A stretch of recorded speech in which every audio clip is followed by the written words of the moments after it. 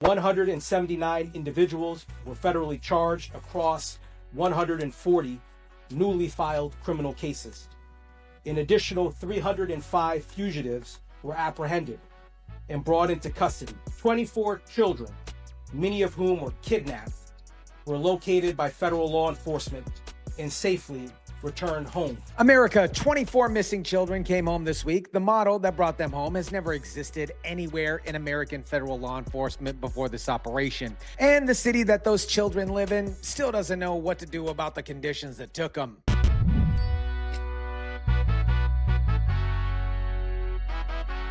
This is Chicago, and this is our spring and summer anti-violence initiative.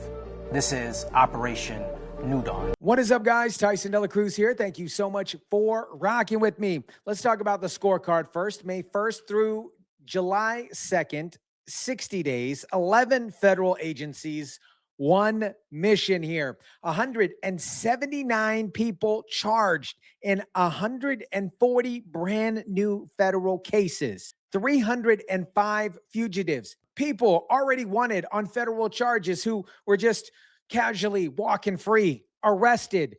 24 children, many of them kidnapped, brought home, and they called this Operation New Dawn. 11 federal agencies worked arm in arm as one cohesive, unified group to arrest dangerous criminals responsible for some of the most serious offenses, including robberies, kidnappings leading to death, firearms trafficking, firearm offenses, drug trafficking, immigration violations, child exploitation. Chicago, I think, is one of the biggest and shiniest examples that we can use of success when the government works together to use all of the expertise that each of us brings to the table to reduce violent crime. For the first time in history of federal law enforcement, 11 agencies stripped their individual logos and operated under one banner, the United States flag. Woo, that gave me the chills. No FBI vest marker, no ATF patch, no DEA jacket.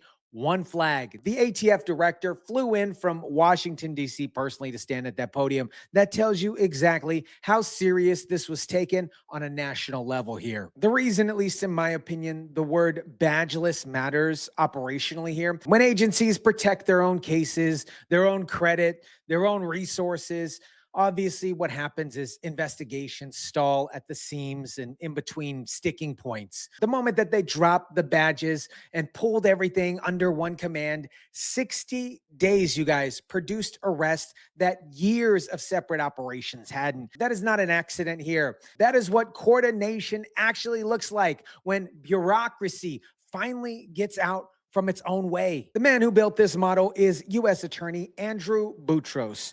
This is Trump's pick, installed by former Attorney General Pam Bondi in April 2025. He bypassed Senate confirmation, made permanent by a panel of federal judges in July.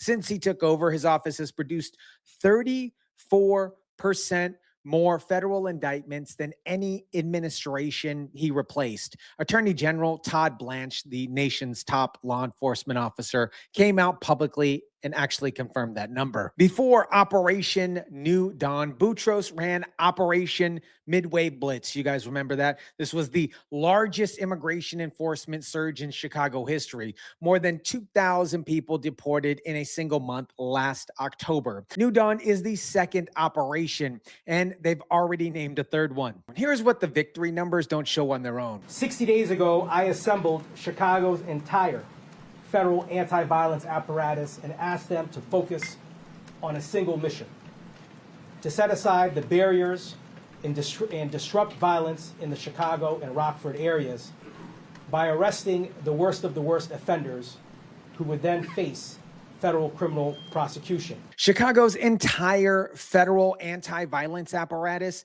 that phrase does something. It really does here. Not part of it, the entire thing.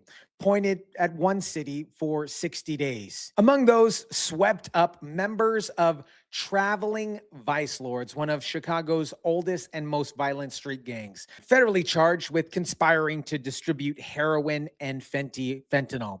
Felipe De Jesus Gomez Ramirez, convicted murderer in this country. You probably already guessed it, illegally arrested a man named Aiden Alejandro selling firearms and machine gun conversion devices. Those machine gun conversion devices are basically kits that turn a regular gun into something that fires automatically. And he was selling them through Facebook Marketplace to buyers he thought were gang members. Dummy. But to Aiden Alejandro's Facebook Marketplace business strategy surprise, believe it or not, they were undercover federal agents the entire time. I need you to sit with this Facebook Marketplace selling illegal firearm situation for a second. This man opened up a phone, went to buy and sell section on Facebook, listed illegal machine gun conversion kits, and waited for customers, and was honestly, genuinely surprised when federal agents showed up instead of gang members. The intelligence here is off the charts, guys. Mr. Alejandro thought the Facebook algorithm sent him the right buyers. The algorithm sent him federal law enforcement. This is what the moving at the speed of violence looks like in 2026, because the violence, they were selling illegal machine gun conversion kits on Facebook Marketplace. Boutros hit a moment in that press conference that the arrest number graphics cut away from. He stopped talking about the wins and he started talking about why the wins keep having to happen. The U.S. Attorney for the Northern District of Illinois also called out Cook County judges for releasing repeat offenders, along with the media for not reporting on it. And here's the trick that they pull. They'll detain them at the first initial appearance. And then on the second appearance, because that's when the numbers count. And then on the second appearance, they release them back into the streets and into the communities. Good old Cook County is the county that includes Chirac, Chicago, its own judges, its own court system, completely separate from federal courts. Boutros named 2 cases out loud on that podium. A man who allegedly, coincidentally caught on camera, set a woman on fire on Chicago's subway and bus system, released by Cook County judges before that happened. A man who allegedly shot 2 police officers, killing one during a jailbreak, remember that one, released by a Cook County judge before that happened. These, my friends, are not just general throwing a rock in the river statistics.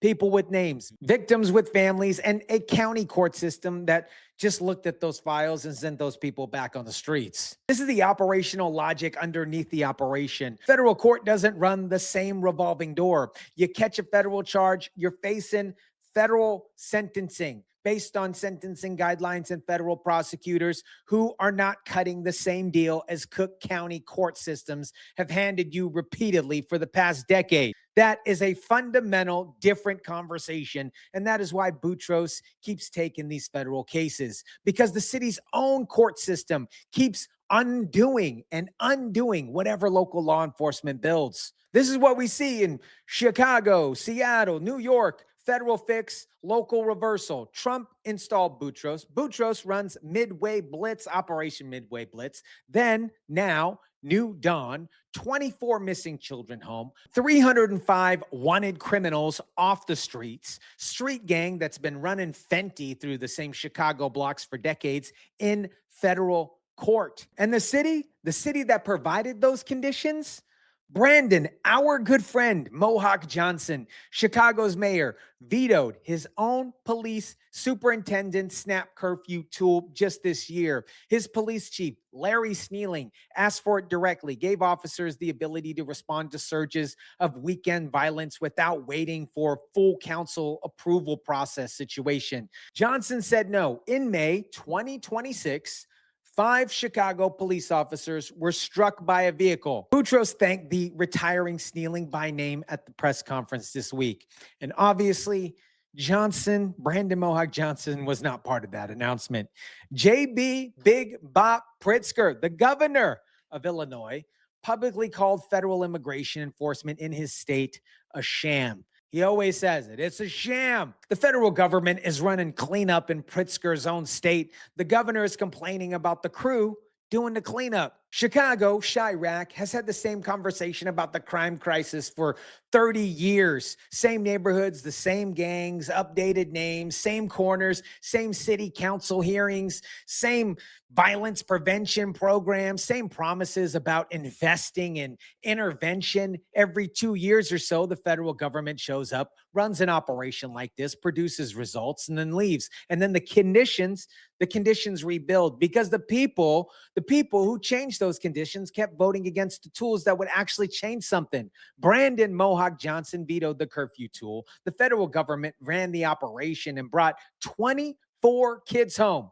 Johnson had a different press conference. Here's what the press conference didn't put in the headlines, and I think it should have been. The whole federal government in Chicago is taking violent crime seriously in a way that just hasn't been seen in years. A new era. That is not a press release word here. That is a structural word. An era is something that doesn't stop when the cameras stop recording, okay? And here's the part that ties everything together. FBI Director Kash Patel, in a statement on Fox News about this operation, named the follow-up operation.